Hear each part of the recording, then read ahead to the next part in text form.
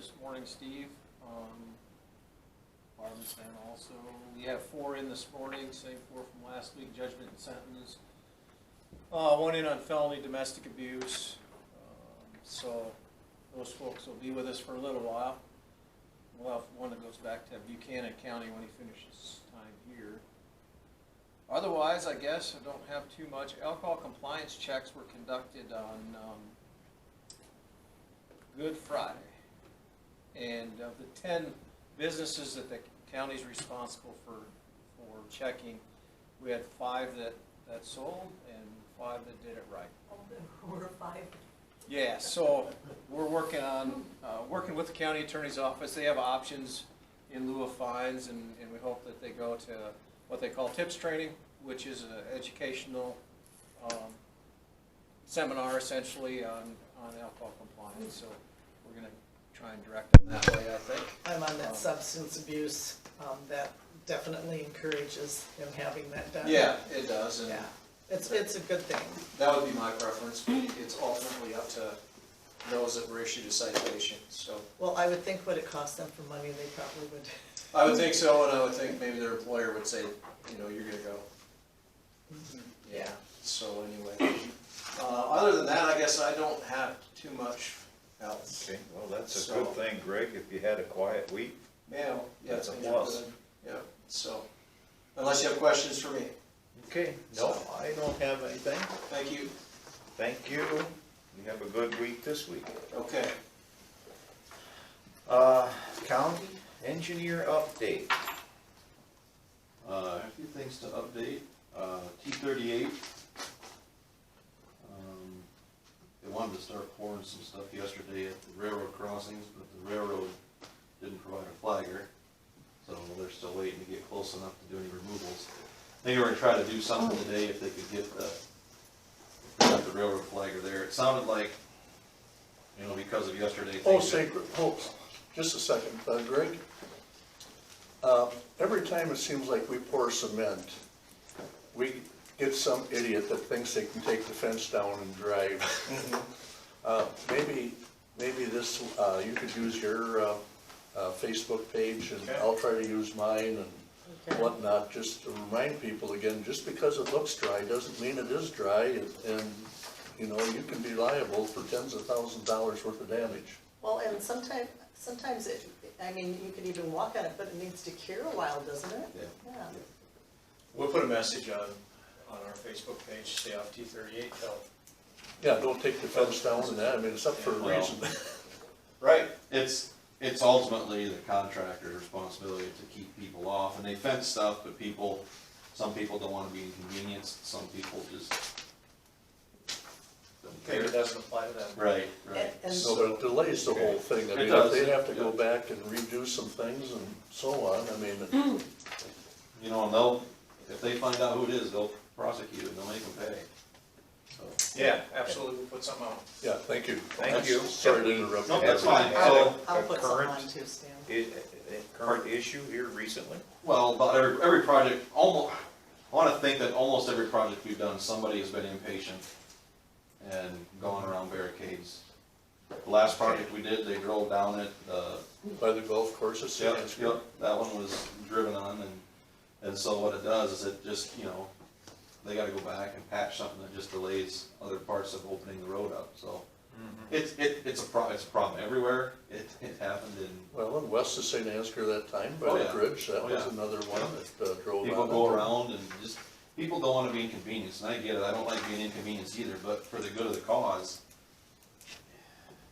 people's patience wear thin after a while, and construction it gets worse and worse every year, and you know, construction, we're trying to speed construction up so that we aren't inconveniencing the public, but sometimes you just have to. I know there are people that are upset that the south end is closed when there's nothing going on, but when you've got removals to take care of and you've got differences in elevation between roads, you know, some people will say, well, I'm not gonna be the one that won't be safe, but the minute somebody gets hurt, they're not looking to pay for it themselves, they're gonna find somebody to blame it on.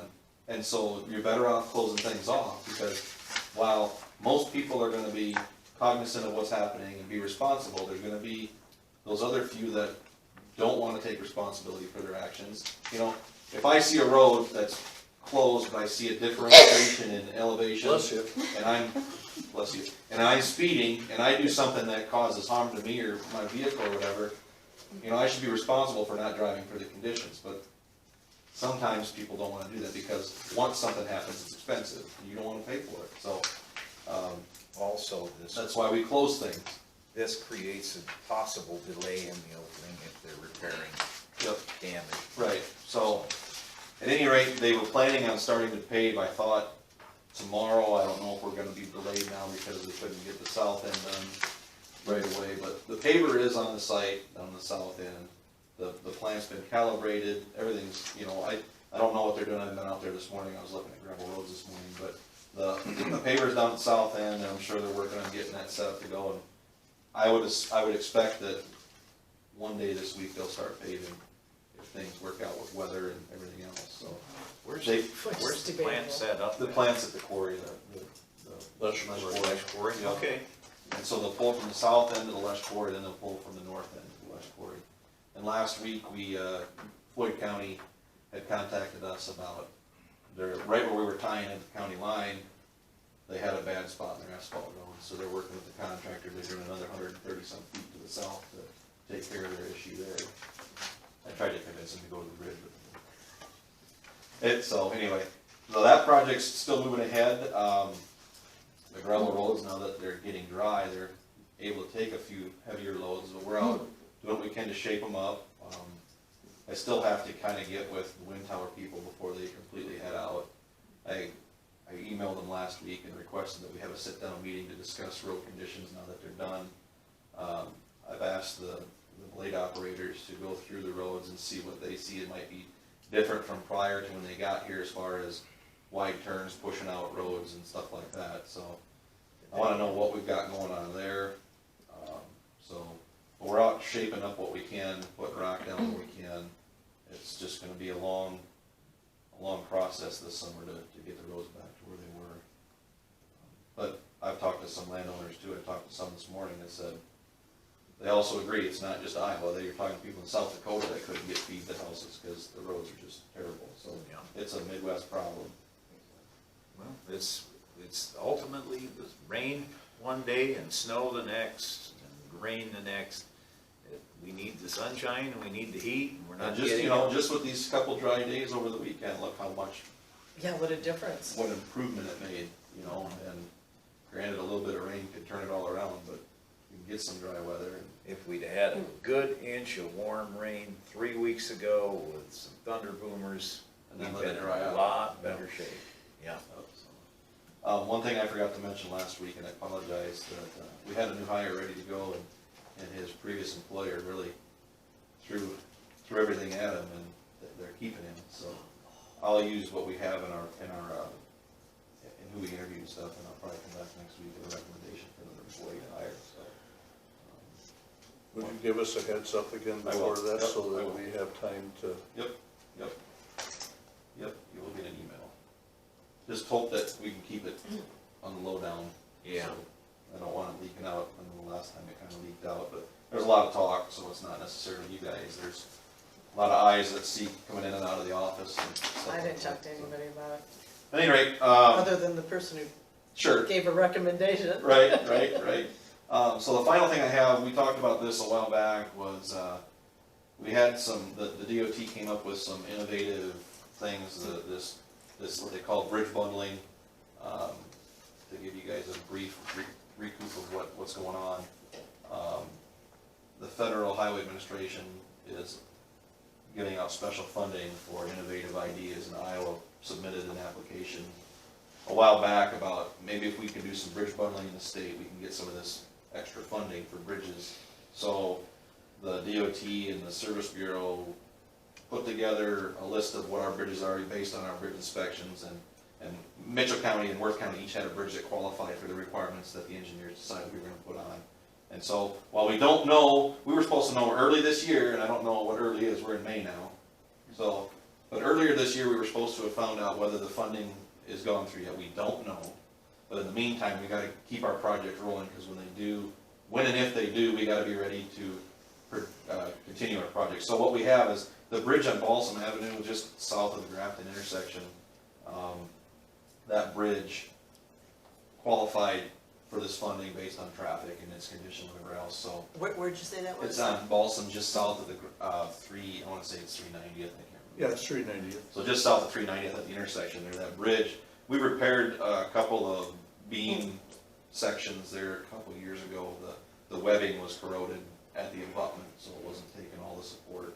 So we had to put some plate steel on there to support it, but the bridge needs some work, and so it qualifies for this special funding, yet we don't know. So, Would that be a total replacement Yep. of that bridge? yep, it will be a total replacement, it will not be a repair, and it needs to be replaced. I mean, It there's- does, the concrete's getting It's- nasty under there. It's old, so I've got a professional service agreement with WHKS for a lump sum fee of $44,500, and that includes expenses and sub-consultants, because there may be, and then there's also an additional fee if there needs to be a phase 1 survey for archaeological, which we're not gonna probably get in any right-of-way issues, we're gonna stay in the right-of-way, we're not purchasing anything, it's already been disturbed once, so there shouldn't be, but as a contingency, there's a $2,987 additional lump sum fee if we need to have the subcontractor come out and do the work. But this gives us a survey, design, everything up to construction for WHKS to get that bridge going for us. So I recommend we award WHKS this agreement so they can get started on the project. And potential bid letting date, I think, is a December letting.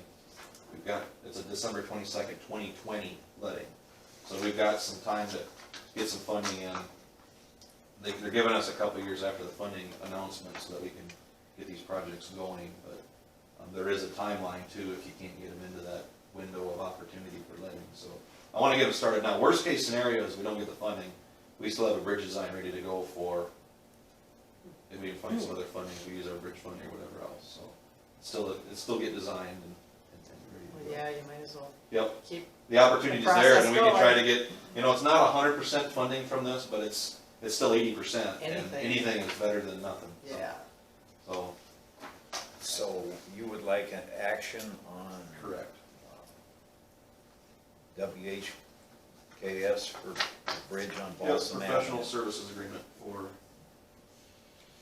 So if we do want to approve that, we need to make motions. I'll also move to do that. Like Second? to see that. Barb has made a motion, Stanley has seconded. Roll call, Barb, Hi. Stanley, Aye. Smollett, aye. I mentioned to Rich right before the meeting, Governor Reynolds has extended the 30-day for your, what do I want to call it? flooding. Yeah, any of these Recovery. catastrophe type things. And I said, would it hurt to try for our roads, some of our roads? And you mentioned which. We have some right now, and Windfall has just been. a Yeah, nightmare. you talked That's not the only road, but that one's the one that's Really. kind of been a pain in our side for quite a while now, so. And obviously, we don't know if we could get anything, but it might be worth a try. Yeah, I'll see we'll work with our FEMA representative. Yeah, and see find what- out. I know right now we're working on the rock side of things where we had all the washout and stuff like that earlier this season. Did you have some pictures of Oh what? yeah, we've got That's what I stuff, figured. we're working on stuff to get submitted, so we're Yeah, getting good. closer. But if they're extending it, that gives us a little bit more time to look and see what we have too, Yeah. so. 30 No, we'll look days. into that a little bit, we'll talk to our FEMA rep and see if any of this qualifies for Yeah, I don't know. anything, because, we haven't had good road bases at all this year for the landowners and the farmers to get their stuff in and out, so it'd be nice if we could. It's a lot of work to qualify for it, but if we can get some funding, we can make some improvements, so. I think that's all I got for you this morning. Okay, You guys got any questions? Stanley, Barb? If not, We I. did have some overtime here this last week. We had a couple individuals that were willing to work on Friday or Saturday. We had some drive over to try to straighten up some of the bad spots, but not everybody was available to work, so was only one or two guys that were out working Friday, Saturday. But like I pointed out to Richie, right now, at the beginning of the week, the 10-hour days are a benefit to us because we get 2 extra hours to work on the roads. It isn't, I mean, yeah, if it comes on Friday, it's a, Well, look at last week, we lost 30 hours of work, and then had to pay overtime, just to get a couple guys out, to get a couple hours of work. you didn't lose 30 hours, you lost 6 hours. Or I 8 know. hours, 8 hours at the most. We paid guys for 3 days of not getting road work done. I mean, that's the thing, I look at the task that was needed and we didn't get it, so. Thank Well, you, yeah, Rich. but that happens, I mean, I know, it goes both ways, but the thing is, when there's good if weather, it'd have nobody's been 8 or 10 complaining. hours that you'd have lost that day regardless. I mean, you What's that? lose the whole day Oh, regardless. okay, but, I mean, it doesn't matter if it's 8 or 10 hours. Different ways to look at that. yeah, Yeah. there's It's just a a matter of balance. opinion. Yep, yep. Okay. Number 5, approve resolution setting date for public hearing on urban renewal plan amendment. You need to set a public hearing date on June 11th. Okay, June 11th. I would suggest maybe 9:15, the reason, quite often we have 8:45, but we might have the public here for a while, I don't know. But that way we can get the engineer and the sheriff and that out of the way if we wait till 9:15. Otherwise, why, county attorney, same thing, I mean, Okay, and that was June 11th, right, Lowell? Yes. June 11th, so we need to have a resolution, so that's motions. Number 103419. I think you have copies of the proceedings there. so move. Just a second. Quick glance. Stanley has made a motion, Barb has seconded, roll call, Stanley. Aye. Barb. Aye. Smollett, aye. Passed.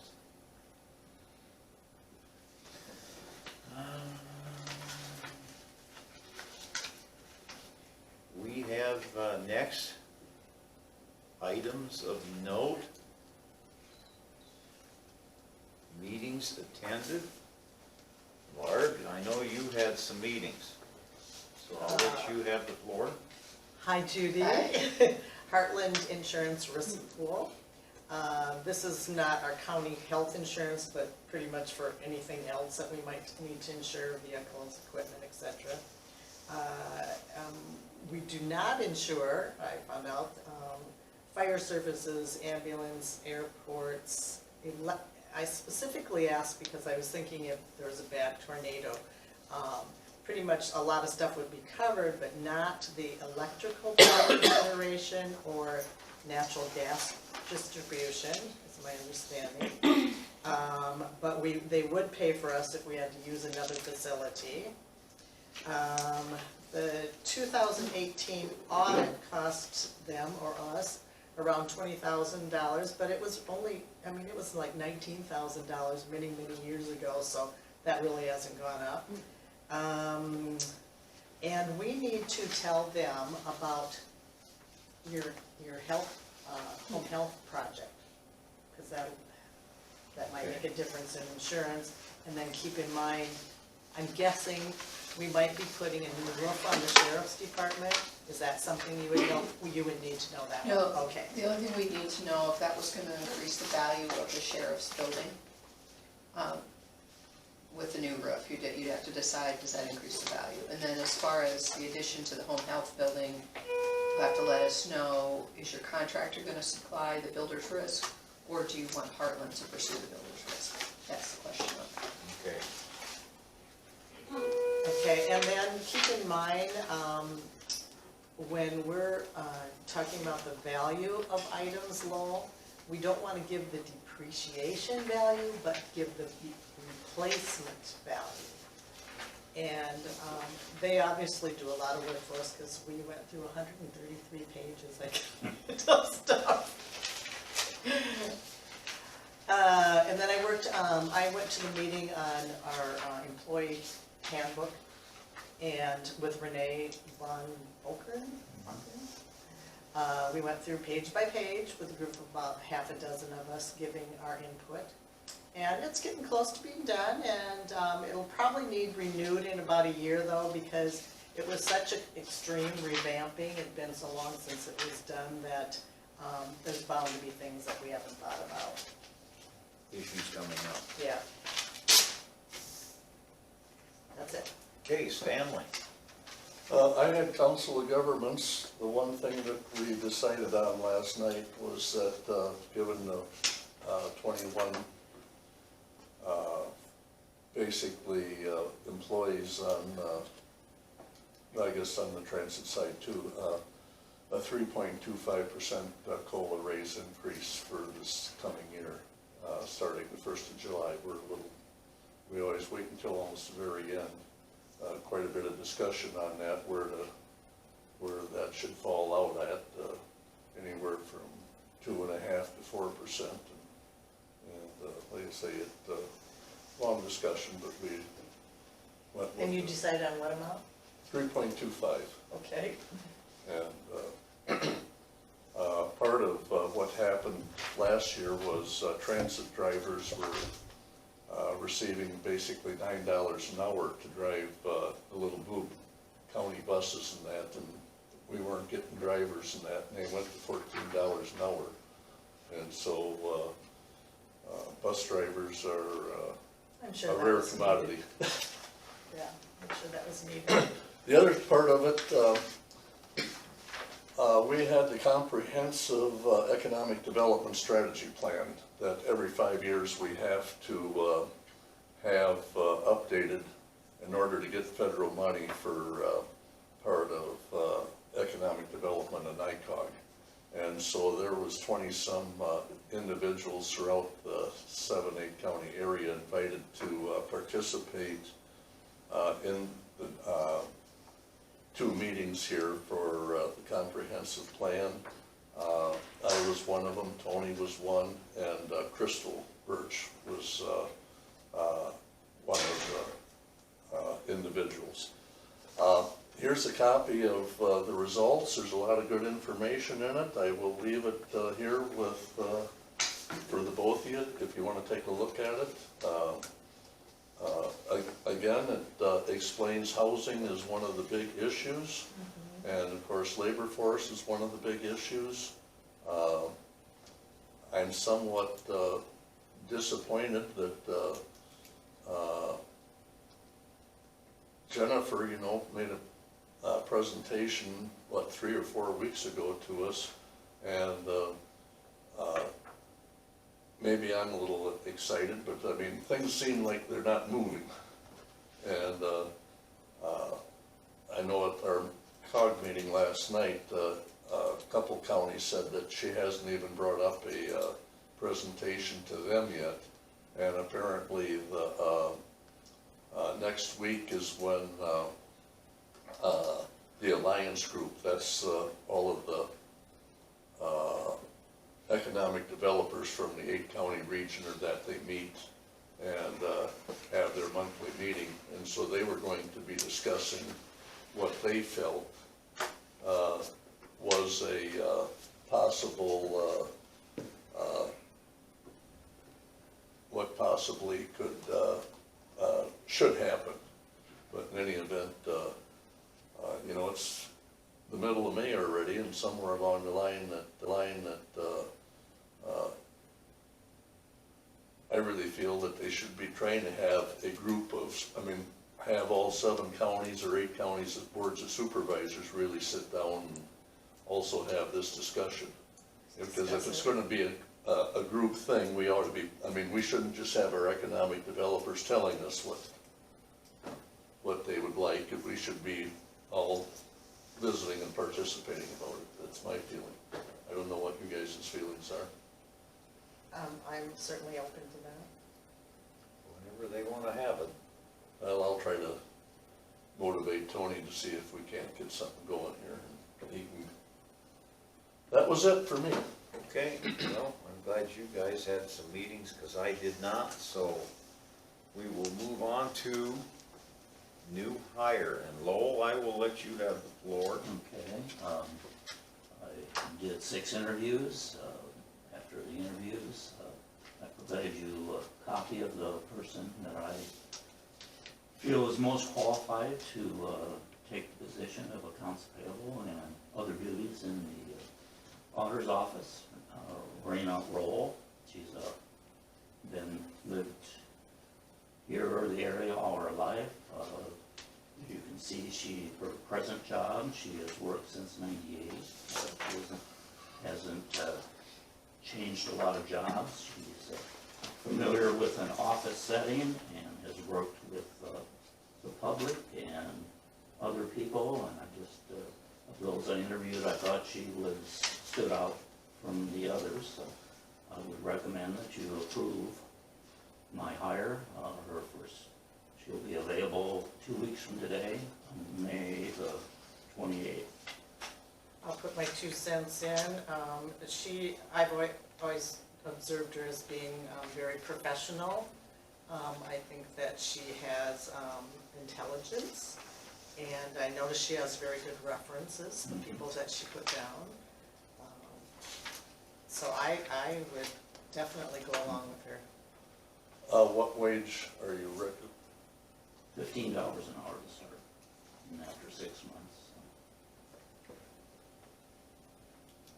I know it said that she would be okay with that.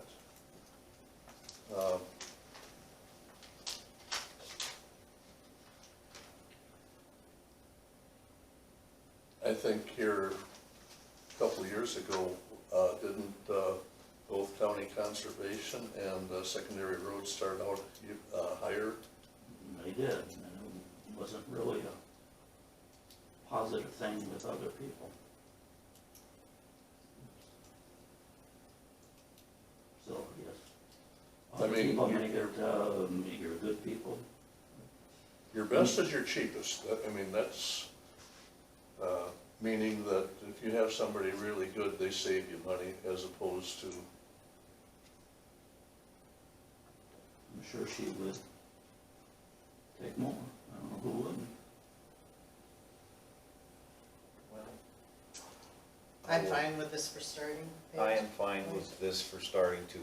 She can be compensated for her well, let's performance. take a look at it in 6 months then, because again, if she's really sharp and efficient, why, Know Yes. more how she's we doing. don't need these turnovers. Right, correct, but this, I think, if she's happy with this for now, yes, definitely in discuss 6 it. months, we And I can, told her 6 months review. we can review and change her compensation then. And I'm guessing Raise she'll it. be very happy with the benefits too. I'll second Barb's motion. Okay, Barb has made a motion, Stanley has seconded, roll call, Barb. Aye. Stanley, Aye. Smollett, aye. So, Roll, you have a new hire. Thank you. Public comments, I guess there doesn't look to be too many here that's gonna comment, so. Randy, how's things going? Yeah, Randy, you're our public. Do you have any comment? Judy, if you do, How's we the usually housing? have a room full. How's the housing going down there? Seriously. Now, So that's because we're videotaping it now. now that we are down to number 7, Heartland Insurance, but it's set for 9:15. So No, we can, But we have no- can That was proceed just a with this then? recommendation. It's not a public hearing, so you can. So if you're all, I will let you have the floor. All right. I will try to make this quick and painless for all you. times are, what do they wanna call it? Approximate. Approximate. Judy, I have a quick question for you.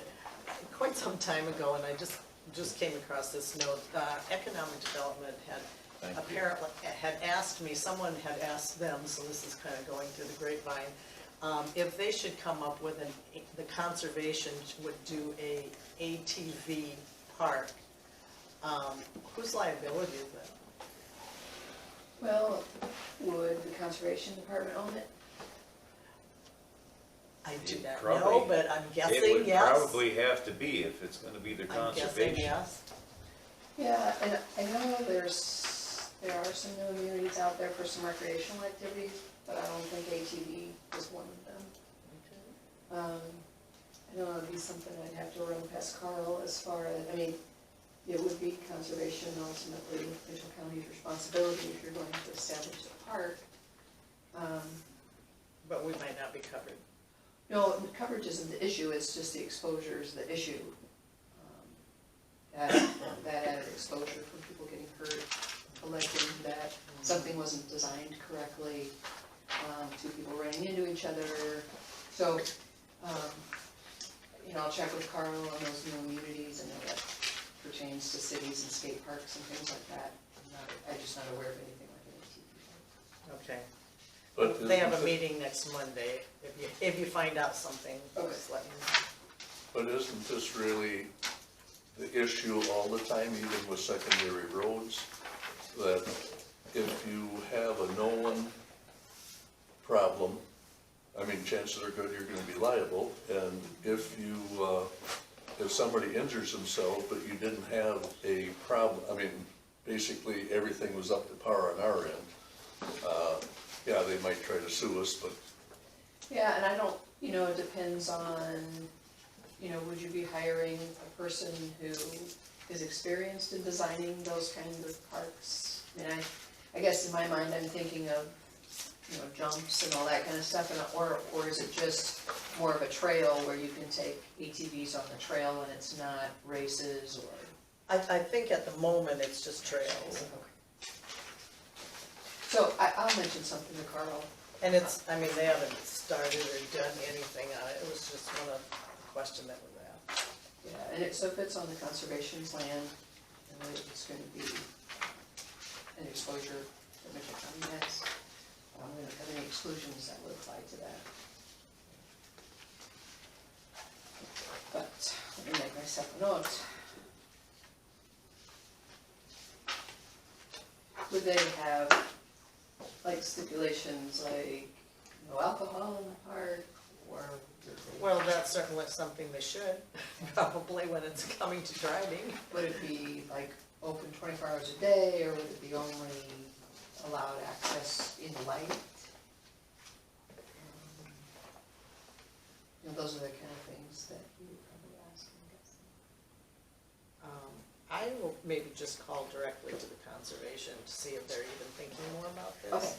And then I'll ask those particular questions. Okay, and then just give well, me, you'd have to be 16 years old or that, or should be, or or trained, and, I mean, there's a lot of things that would go with it. okay.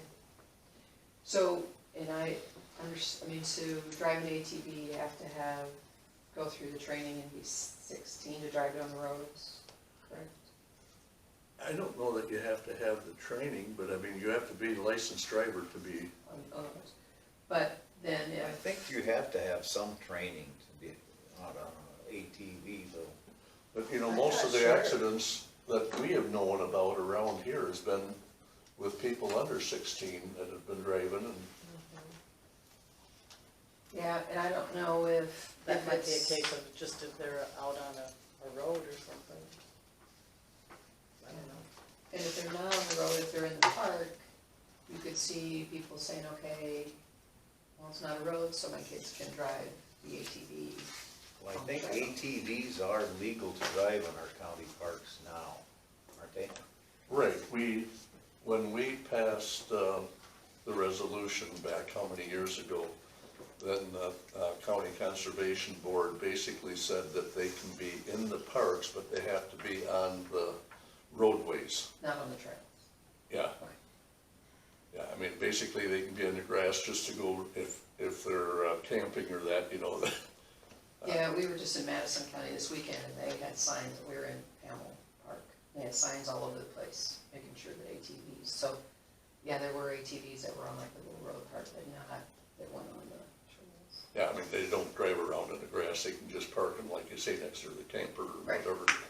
Right, well, I'll check on that, And if I find out more detail, Yeah. I'll send it. because when you first said ATV, again, I'm thinking races and jumps, and that's not, Yeah, what no, you're talking I more don't, just. I think they're right now just trail, I think. Okay, we'll do some checking on that. So, what you have in front of you now is the 1920 renewal. And Barb, you've heard me talk about this, but you've been with Heartland since 1987. There were 8 counties that came together in July of '87 to start coverage, and then 2 more counties came January 1st of 1988. And poor Stan's been seeing me for now almost 20 years. Doesn't that seem weird? Yeah, I'm on year 19, so. Yeah, well then we must, because I'm just starting my 20th year. So, it's hard to imagine I've been doing it for that long. I guess you've been around all that time too, right? So anyway, so what we've done is put a summary together of what your renewal looks like. And a couple of changes we made last year. We're stopping the renewal changes as of May 31st so that we can send invoices out June 15th. So what that means is if you get a new car on June 2nd, we add it to your schedule so it's covered, but you're not billed for that until the next year. Same thing, if you take away 2 cars June 15th, they'll stay on your schedule for the year. We don't do a credit on that. But normally what we find is it's an advantage for you, because you're typically putting on more expensive equipment or cars than what you're taking off. So it's an advantage to you. It gives the auditors another few weeks to review their bills and have their department heads look at their schedules before the bills actually get paid. So last year was our first year of doing it, and it worked out really well that year, so the board wanted to continue to do that.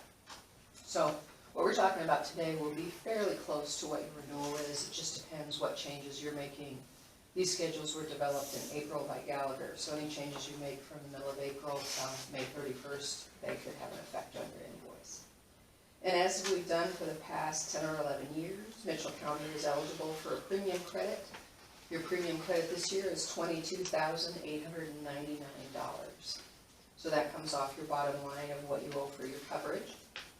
And then your special acceptances, which would be your early childhood Iowa with Lori, 911, landfill emergency management. If I add all those premium credits together, there's $3,100 there between those entities.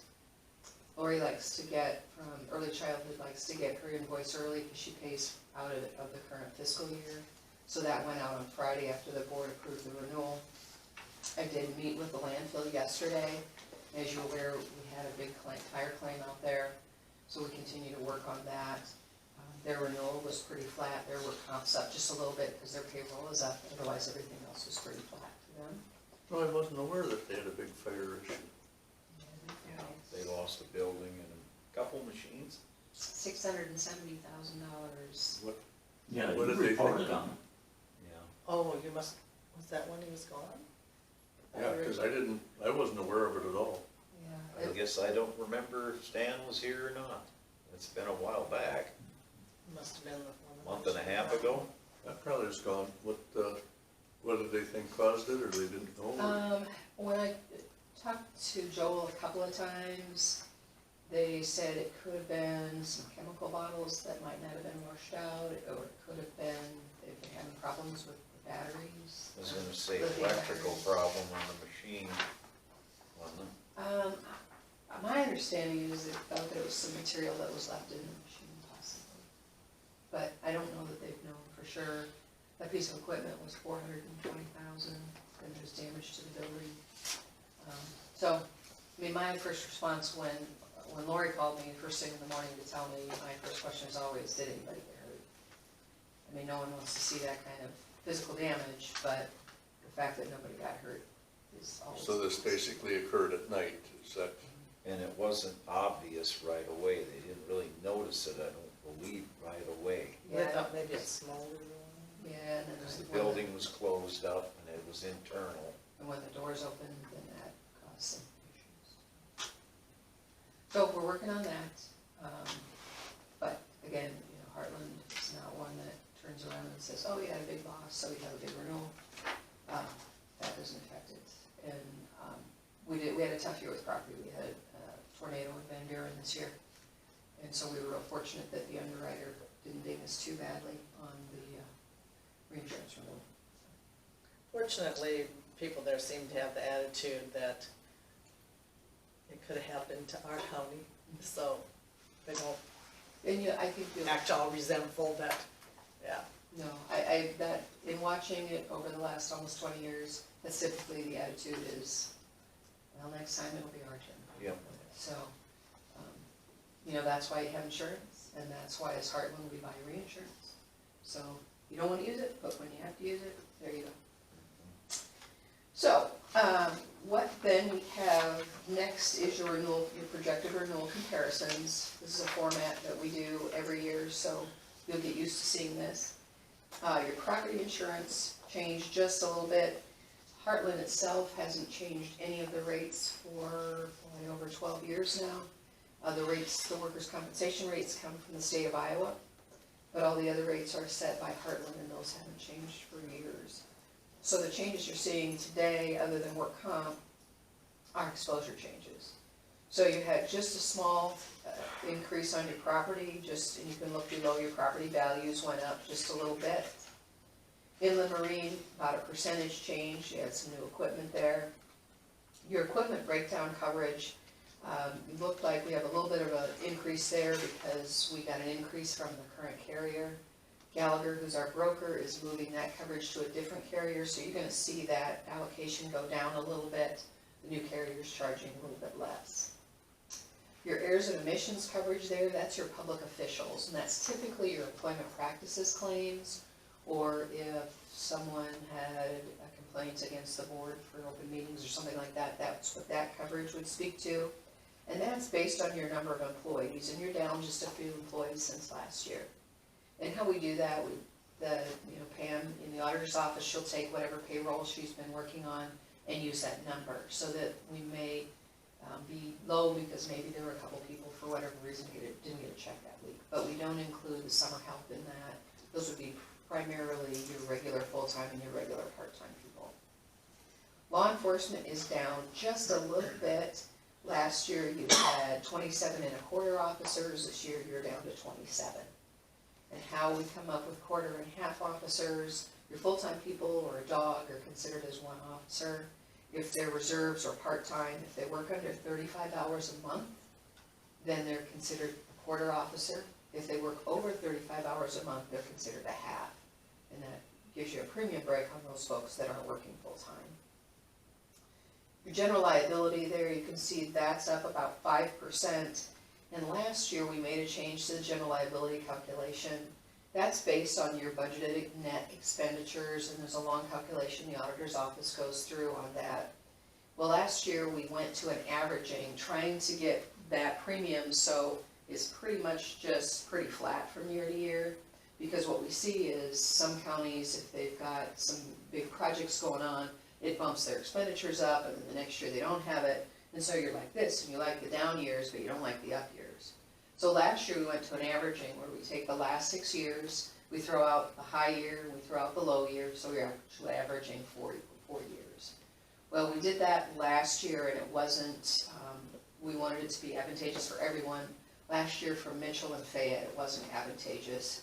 So then the board allowed us to throw out the 2 high years, and we averaged 4 low years for you. Came out pretty well. This year, you're having kind of a spike year, which, using last year's budgeted expenditures, so the board said then we're gonna put a cap on at 5%. So as we go through the averaging, the board has said we'll never have an increase larger than 5%. So I think that's an advantage for everybody because it helps us budget a lot better, and we know in January where your GL is going to be, so you can see that's up a little bit. Your auto liability and physical damage is up. You added 2 cars since last year, so that's going to increase that. Your crime there is not your employee dishonesty coverage. I believe you have that locally with a broker. This is cash on premises. So if you've got a department that has a petty cash box or a petty cash drawer, someone comes in and steals that, then that's what this coverage speaks to. Your workers' compensation is down about 5%. Your mod factors stay the same, and we'll go through that calculation in just a minute. Rates are down quite a bit, and then your payroll is up a little bit, but again, the rates help tremendously on that. So you can see you're down about 5% on your workers' compensation. There's a calculation for premium for additional limits. Several years ago, you took your limits from 3 to 4 million, and that's tracked separately since everything was tracked based upon the initial limit. So that's why you see a change there.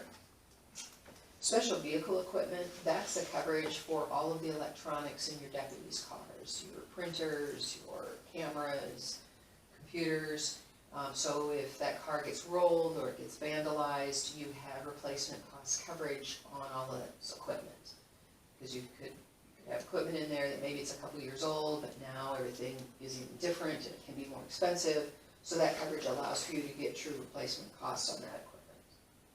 And then your cyber liability, that's a coverage that we added in 2013. That coverage, 50% of it is paid for by the pool, and then the other 50% is allocated out to the counties and the special acceptances. So then when we total all that up, you're pretty flat, you're down not quite $2,000 and less than 1%. Any questions about that? And then there at the bottom, your current limit, again, is $4 million. If you would like to increase that, those limits, if you want to go up to $5 million, it's $2,056, and so on. So we want to make sure that we bring that to you every year in case you decide that you would like to increase your limits. You know my feeling on I that. know, but you know I have to bring it up. What is it? Basically, when I was in the bar business, and we decided that, Alan and I decided we ought to have a $500,000 dram shop policy. And what we watched and what we noticed was there aren't that many dram shop suits. But the ones that did occur, people sued for the amount of the insurance. And it's my, Judy might disagree with me, but it's my contention that, see, insurance companies normally, they can raise the premium, so they don't necessarily want to fight whatever. So if you have a $50,000 policy, I mean, basically, they're willing to pay it out. And but now, if you sue for more than the $50,000, you got to prove that you were actually physically hurt. And so, I mean, to me, that's where the thing comes about, that companies are willing to settle just so that they can settle. They say it's cheaper to settle, so on and so forth. But so you very seldom see a lawsuit above the amount of the insurance. And that's my feeling. So I mean, if we go to 5 million, they'd sue for 5 million. If you stayed at 2 million, they'd only want to sue for 2. I mean, unless they really feel that they have such a good case. That's my contention. You know, again, I don't have a crystal ball. No, We don't know what's gonna happen. Just understand that if you have an issue where the court comes back and the jury decides to give someone $5 million and you've got $4 million in limits, Heartland's gonna, with their reinsurers, gonna pay out $4 million, and then your $1 million you be on your own. So, you know, we don't have a crystal ball. We don't know. No, I understand. And so it's important for you to understand, you know, of all the Heartland counties, you're at the lowest limit. We've got one at 10 million, and then the average sits right at 670. That's where everybody else is. So, want to bring that up, and but that is certainly your call as far as what you feel comfortable. Okay, I do understand your point, but I also never hear of anybody asking for under 5 million. So I guess I'd feel more comfortable with it at 5. But I don't know, what's your opinion, Steve? I'm underinsured on my, everything on my own. I run the risk. That's just the way I am. We hope we don't get, you know, and we hope we don't have to use the insurance. So it sounds like two of you want to stay the same. I'm I'm for staying, comfortable with it I'm for, for staying the same. Well, then, there's no point in me I'm making a underinsured on motion. anything and everything I have.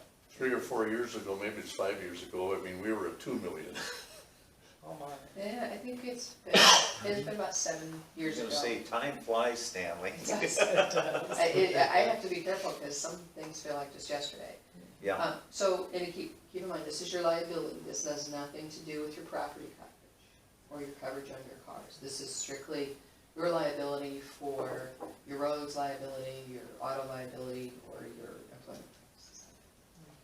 Well, like I said, I would recommend 5, but there's no point when. Well, and I really feel that we do a good job. I mean, if we understand that, let's say that somebody was burning a ditch, and we have a plastic culvert, and it catches on fire, well, Jim Hyde always explained, that's just like a blowtorch, you know, It is. going, and it will burn out that, and it did happen here a few years ago, I think on a Friday. And once we were notified, I mean, we closed that road, even though it looked like there was no problems, because once you understand that you have a potential issue, that now that road can collapse because it no longer has the support of that culvert, I mean, that's where basically we can become liable. But I think we've always done a very good job. As soon as we have noticed or been notified that we have an issue, we try to correct it immediately.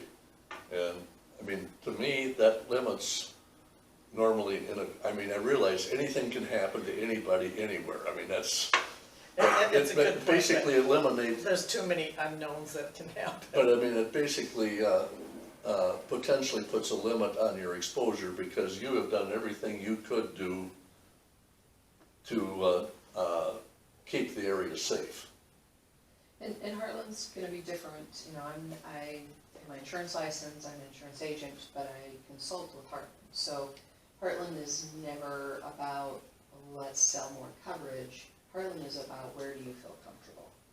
So I get paid annually, I don't get paid for commission when anyone makes any changes, and I think that's good, because we don't ever have to worry about getting at cross purposes with a decision. So it truly is your decision. Heartland's not pressuring you one way or the other, but we do feel it's important that you know if you wanted to increase your limits, what it will cost. And we appreciate that, don't get me wrong. We just we've have had to, this you and I conversation just have a to lot. disagree on this.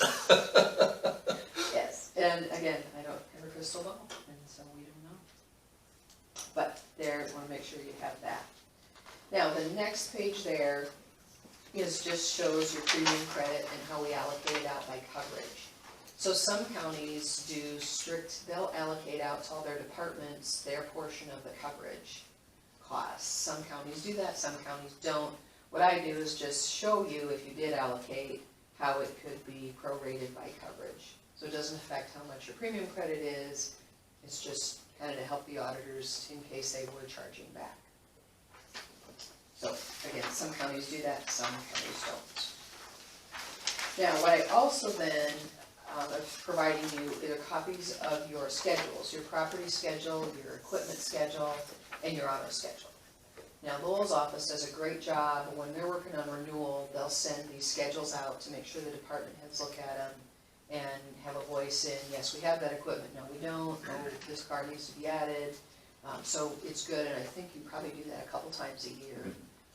Probably do that in March when we're working on the renewal, and then a lot of counties also do it once they get their renewal invoices, just to make sure that they don't have any mistakes on it. Now, one thing I do want to caution you on your property schedule, about every other year, you get a report from Gallagher Bassett, because they give us an update on what their estimated replacement costs for your buildings are. And I don't see that many people, so Mitchell's no different than anyone else, making that many changes once they get that Gallagher Bassett information. But do want to let you know, these are the scheduled coverages of your buildings. So what we use as an example is Van Buren had a tornado last year, and the tornado came into the Secondary Roads campus, completely missed the new building, took out the fuel island and took out a building right in the middle of the campus, and then just kept going forward. So on the fuel island, they had it insured for $10,000. It cost them $82,000 to replace it. Now, we have what we call a margin clause, meaning if you've got a property that is totally gone, then we have another 25% we can add on to that. So in this case, the $10,000 fuel island, we were able to pay $12,500 on that. So 25% of 10,000 is much different than if you had $1 million building and it was going to cost you $1.5 million to replace. You technically then would have $1,250,000 on it. So there is a little bit of a skosh of sleep insurance there for you, but we just remind people, don't get too far behind on your building values.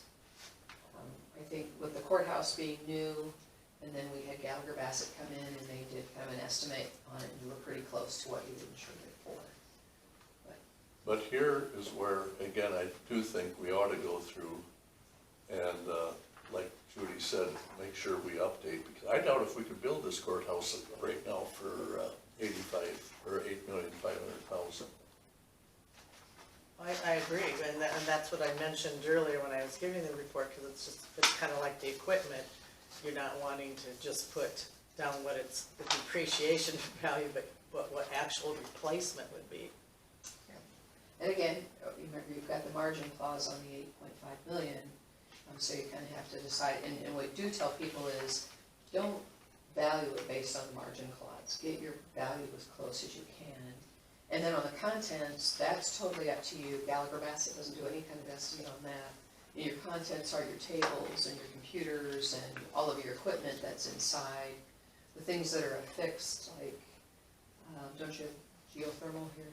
Yes. And that's all affixed, so that's part of your building, that wouldn't be a part of the contents. Is this something that we should be sending out to all these other departments? Because it looks like road department, We do. conservation, just a reminder, Mhm. pressing this more though? If you said they're not really doing it. Well, I mean, that's been the choice of a lot of counties. I'm not saying people aren't looking at it. It's just we haven't seen a lot of activity there. Now, what I, We need to stress the importance of this to them. and what I can do is provide you with another copy of the Gallagher Bassett estimates from last year. Then you could just kind of take a look as to where, and what Gallagher Bassett does is they use a software program that's based on zip code, on building values and that type of thing. So it's not them just saying, oh, we think this is that. They actually send a person out who measures the square footage and makes note of how many stories and looks at the building. Then they put that into the software program, and then it comes out and tells them what the estimated rebuilding costs are. So I will send you another copy of that. So that you can take a look at it. No, because even like our county services building, we insured for $783,000. It cost us over $600,000 back in 2006. I'm sure And plus, we're gonna be making with, more expensive changes.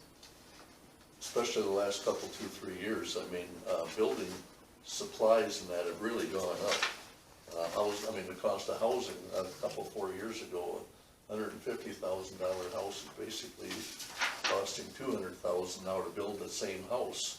That's So, that's something that, no, this part of it I really, Yeah, I agree, we need to, Well, I will send you the Gallagher Bassett report, that'd be good. so that you have that, and that will be the update from last year, the 18-19 update, and then we'll be getting another update next year. And then as far as your equipment schedules, your inland marine schedules, there again, you set the limits there as far as what you perceive their value is. And then on your automobile schedule, the same thing. Now, you have a lot of vehicles that you don't have comp and collision on. So you just need to keep that in mind. Some of your older vehicles, like your number 38 1996 Dodge Ram pickup, you've got liability on that, but you don't have comp and collision on that. did,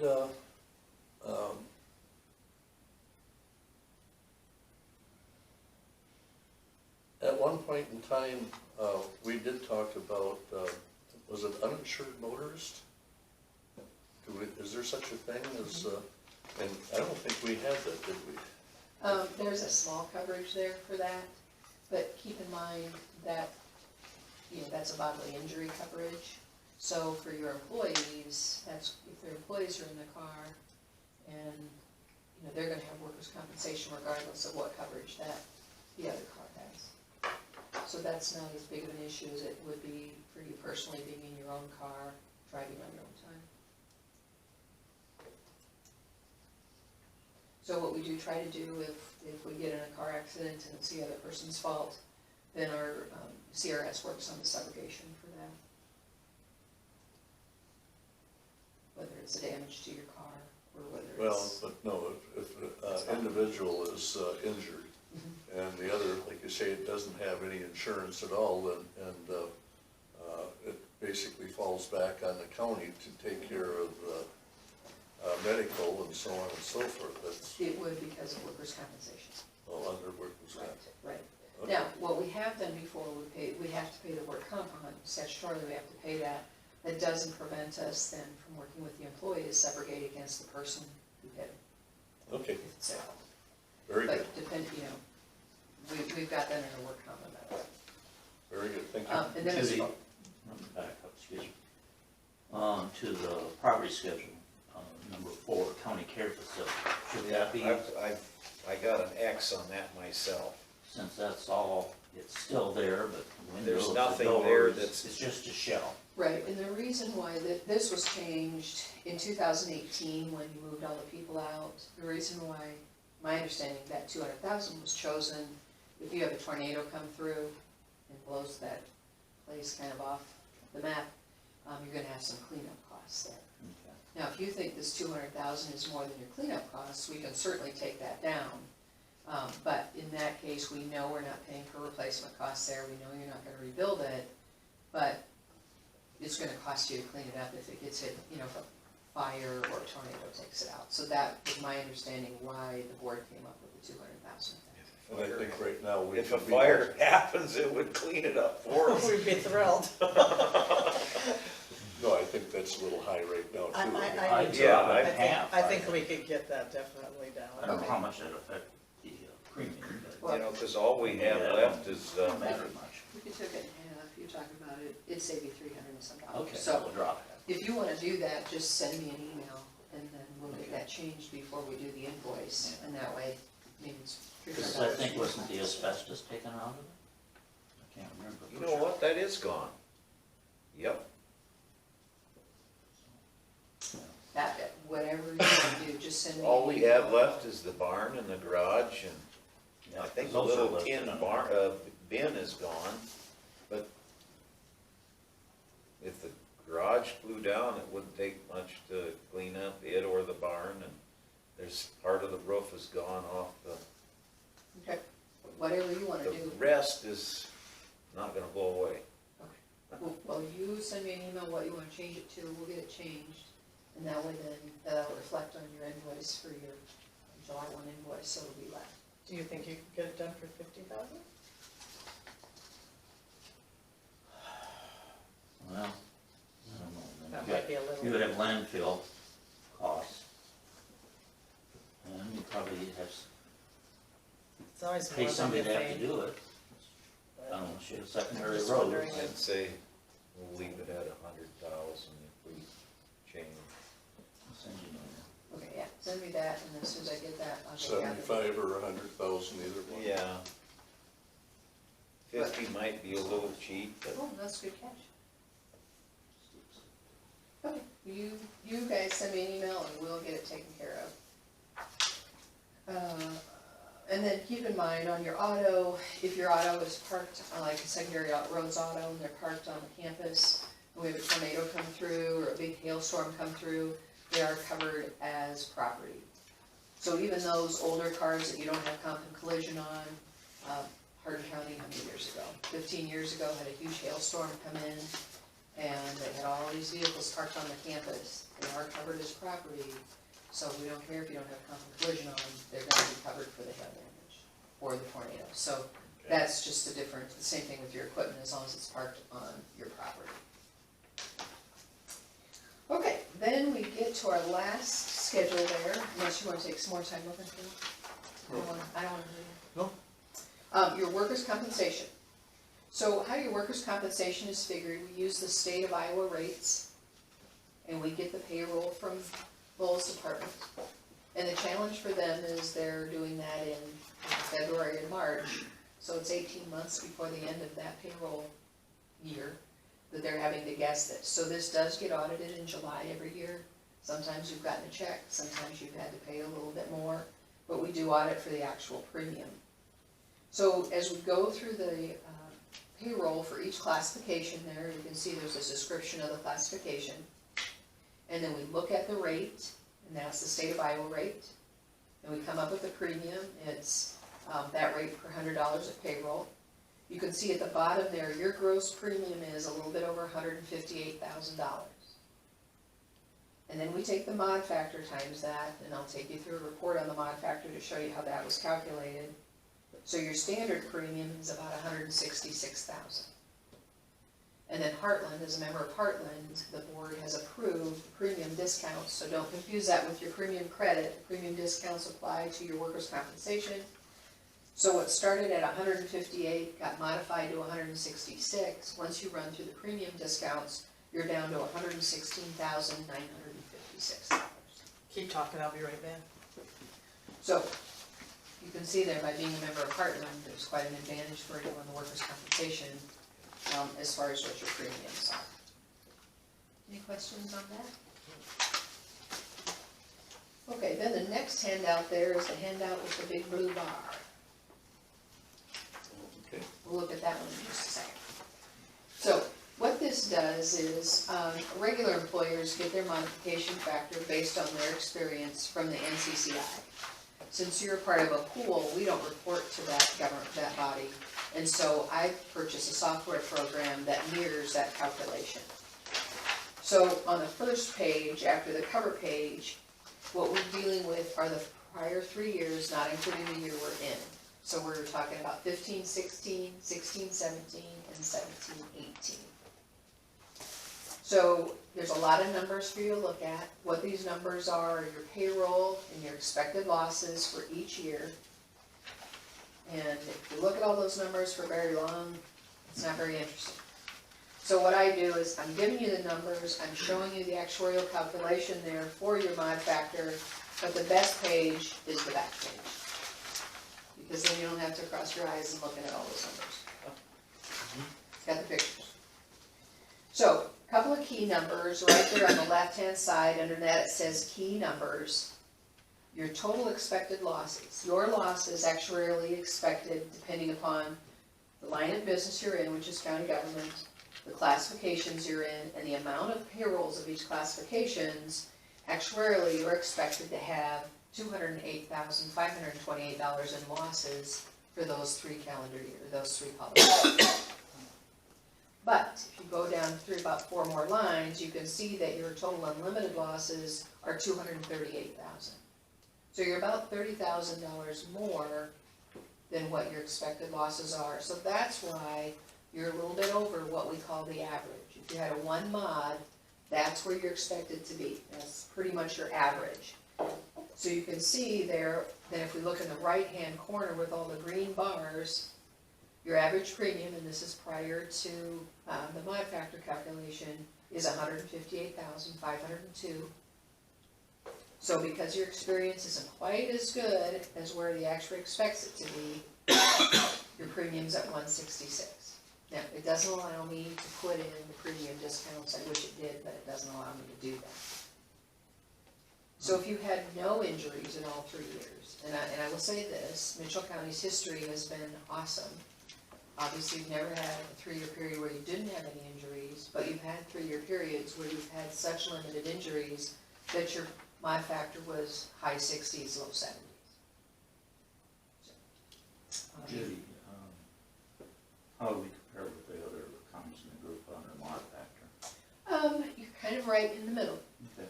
We've got several that we last year had one that had a .68, which was pretty exciting. But this year they bounced up to .7 something. So there's probably 4 that are over 1 and 6 that are just right under 1 or below. So you're right there in the middle. But again, historically, you have been way at the top. You know, we always kid Mitchell County because at the Christmas program, you guys come home with a lot of awards.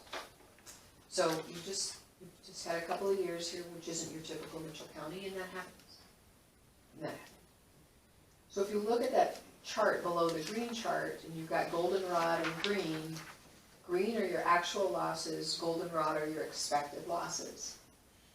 So you can see there that your year for 17-18 is pretty negligible, which is awesome. That offsets your other years. And if we look at what's coming ahead, right now, if you sent everybody home and no one worked again until after July 1st, your losses are right around $7,000. How much? 7,000. So we're back to the regular. You're back to the regular measure. So what then is, we always look ahead, when we look, so let's say we stay around 7, we'll even give you 10. You're losing a year that's right around 85,000 when we do next year's calculation, and you're replacing it with a year that's, we hope, right around 10. You'll see your mod factor come under 1 then. Okay. So you just unfortunately had a couple years there that were out of character for you. But that is the only coverage you have that uses something other than the Heartland rates, and that uses the Iowa rates. And then the last handout there that I'm gonna take you through, this is the first year we've done this, and after I've gone through this with a couple of counties, I realized I'm gonna change it for next year. We have too many abbreviations on it. So the first page, the little circle with all the colors, that's claims by line of business. So if we break down where Mitchell County claims are coming from the past 5 years, the blue are your liability claims. So on the bottom it says GL, but that would be all of your liability claims. That would be your auto liability, your general liability, your law enforcement liability, and your public officials liability, and that makes up about 19% of your pie. You can see property there is really low, that's just about 4%. Excuse me, the auto is by itself. The auto and the auto physical damage is green. So your GL would be your law enforcement, public officials, and your general liability, apologize. And then your workers' compensation is purple, and that's about 57%. So in comparison to the kind of 2 counties I did yesterday, their workers' compensation was in the 40s, but they both had some property claims. So it just kind of depends what's going on with your other coverages. Now the next sheet there gives you your line of business claims count by department. So you can see that your secondary roads, which is typical for everybody, secondary roads and law enforcement are usually the 2 big ones. In your case, law enforcement's pretty quiet, and conservation has kind of stepped into their place. Everybody else is pretty small. And again, it's typically workers' compensation driven. They're the purple. Workers' compensation is the purple color there. So you can see your secondary roads is workers' compensation heavy. But comparing it to all the other counties, that's pretty close to where everybody else is. And then the next sheet there is your top workers' compensation losses by body part. So the blue there are number of claims. The red is the sum of total incurred. So some of this is a little bit tough because this is based upon how it gets coded by the person filing the claim. So in your case, your third body part says upper arms. Sometimes we see that traded around because some counties don't use upper arms, they just put everything in a shoulder. So we just kind of have to take that into consideration that, people when they're filing their claims are kind of estimating what real body part was affected. You can see eyes is a big one as far as the number of claims, but your upper arm and shoulder by far are the ones where you're seeing your total incurred be the most expensive. And then your last sheet there shows you the workers' compensation losses by cause of loss. Again, your claim count are injuries to the eye, foreign body in the eye, but the cost is strains and sprains, which goes along with your shoulders and upper arms. Slipped and ice. That was a big one for everybody this year. And then we had one more that I wasn't quite happy with the results, but we'll work on to get the bugs out for next year, and that was showing the losses by years of tenure by your employees. So we all know we're an aging workforce, that's just the way it is. So a lot of the injuries were on the higher ends of the tenure. I'm on that graph on the ice. nomenclature. I got slapped in the face last year. It was January, cut and brush. It's a bad feeling when you get slapped in the face and when you try and look and one eye is blurry. I didn't know what was going on. Yeah. And if you get hurt on the job, you call the boss. So I go to the doctor's office. Well, because I didn't know it. You sit there and blink and it doesn't change, it's blurry, you go to the doctor. But it was some salve and the next morning, everything was fine, but you don't know unless you go to the doctor. Yep. You know, from a workers' compensation standpoint, you know, we all practice loss control and safety, but you are gonna find, from a Heartland standpoint, we do encourage the employees to get to the doctor, so we'd rather fix it earlier than have something get worse. You know, I kinda wanted to see. Yeah, that is very understandable. So as far as the people that you work with Heartland, we work with Creative Risks on our claims. Judy Hamaker handles all the workers' compensation, and always get glowing remarks on Judy. She does a very good job with our employees, make sure they get to the right doctors.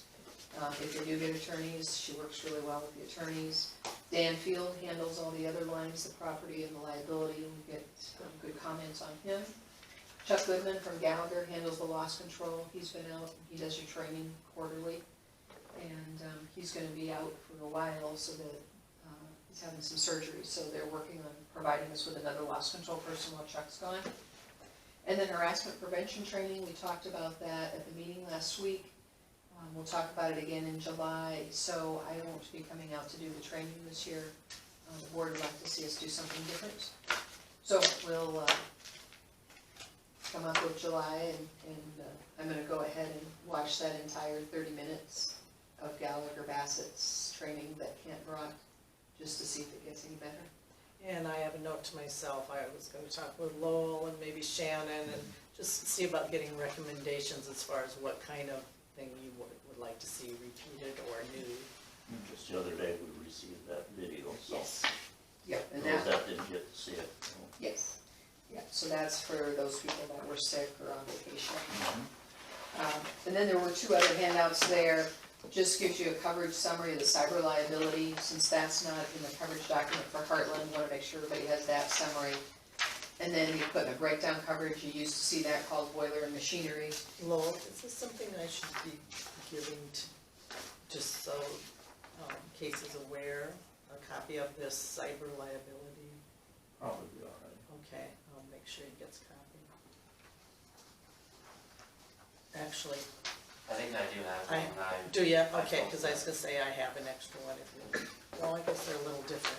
No, one of the, you can have mine if you want it. One of those is the equipment breakdown coverage, we used to call it boiler and machinery. Letting people know that that coverage can extend your things like your phone system and some of your technology equipment. We always file it with Heartland first, because we want, we feel like we get the best service from Heartland. If it's not covered by Heartland, then we switch it over to the equipment breakdown coverage. And that's a separate policy. Any questions on any of that? Appreciate it, thank you, There Kate. should be a lot of questions, but no. Should have a motion, a second to approve this. We Oh, appreciate I this. gave the, I have that ready to, well, we wanted to ask, am I supposed to be signing the one part, If you're talking about the chairperson of trustees? right, but that, when you have that on, Cause Steve's has small, signed these. okay. Okay, so But we have to have motions. was that, did you have a motion To on approve this? of this, which No, we I haven't, just we were went gonna do through. that right now. We always do. Yes. Okay. No, so, no, Larry Best would sign there, and then you. Okay, so I don't need to do anything with it. But what we also have here, we have these I'll three. wait over. We have more stuff.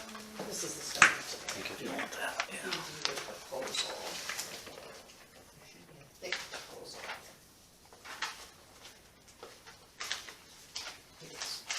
So this, what we really need, and you don't have to do it today, some counties do it that day and there, some do it other days.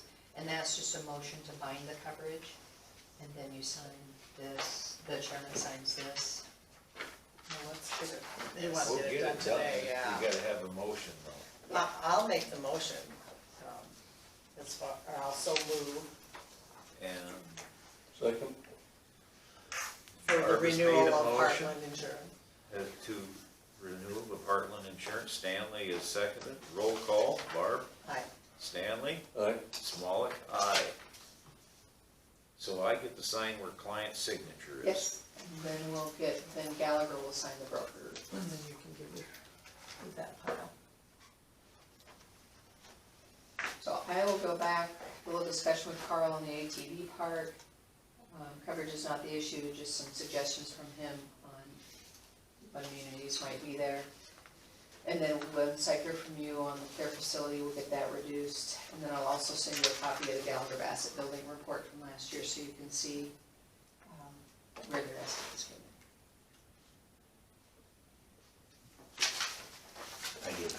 Thank you. Be signed, right? Okay. Okay. And I don't need to sign it, somebody else signs it. When I didn't figure agent, I didn't know. Yeah, I wasn't sure. Okay.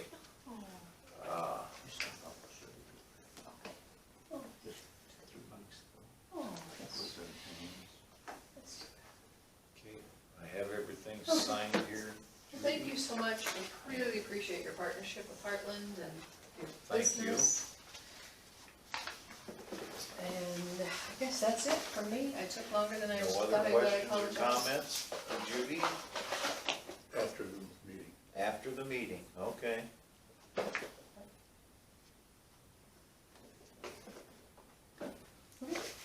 I will. We will move on to precinct Atlas election poll book demonstration. Lowell, you wanna give a If you little? guys are, you're welcome to come to the demonstration this afternoon in my office at 1 o'clock if you're available. If not, What's that for? it's for poll books, election, it's a place of registers. We'll do this where they'll have laptops and the election officials, and they check people in to vote. So then it prints out their Okay. name, What time's that at? 1 o'clock. I'm not available, I have an appointment. If you Casey's can- gonna attend in my office. Can you kind of update us Yep. next week on? Sure. It's something that's been around quite a while. We have kind of held off for quite some time with that cost, and because there were a couple different things. The Secretary of State was doing something, and now they're not, so it was designed in several rural counties that have, and there's just a few of us that haven't made that move, but it's Okay, yeah, Probably if you time wouldn't we mind need to just do that. giving us a brief synopsis Sure. next week, that'd be great. Yep. Yeah, otherwise I'd probably attend just out of curiosity. Yeah. So, Tammy Norman's gonna come, they've taken it over here once a year or two. Where's she from? ISAC, from Des Moines. She'll be coming to set up, and then 1 o'clock we'll have a demonstration. I've seen her some time ago in Saragordo. I'm pretty sure my appointment's right at that time. Okay. All right, well, thank you all. 9:04. If there's nothing else for the cause, I guess we'll call this meeting over, adjourned. Okay. Thank you. Yeah.